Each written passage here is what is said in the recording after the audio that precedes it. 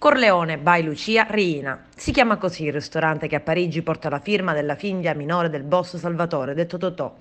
Qualche mese fa Lucia, pittrice di 39 anni insieme al marito Vincenzo Bellome e alla figlia di 2 anni, ha deciso di passare a vita nuova, come spiega in un post su Facebook dallo scorso autunno nella capitale francese.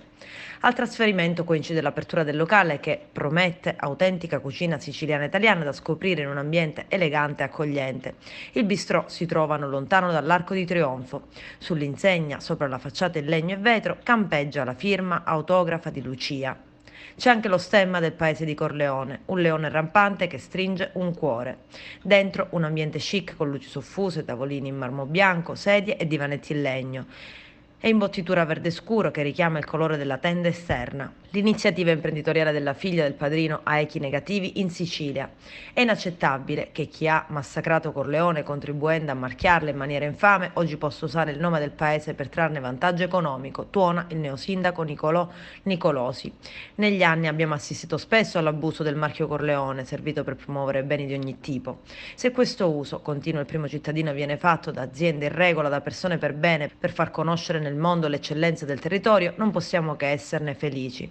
Non è ammissibile invece che a usare il nome del paese sia chi ha maltrattato Corleone, siano persone legate al boss Totò Riina. Lucia Riina è una cittadina libera, non le si può dire nulla, commenta Maria Falcone, sorella del giudice vittima di mafia. Spero solo che la gente non sia così stupida da farsi abbindolare da un nome e uno stemma sull'insegna di un locale. Lucia, 39 anni, è l'ultimogenita del capo mafioso morto in carcere nel 2017. È originario proprio di Corleone, dove tuttora vive la moglie, Ninetta Bagarella. Scoprì chi fosse realmente il padre solo al momento dell'arresto di Totò Riina nel 1993.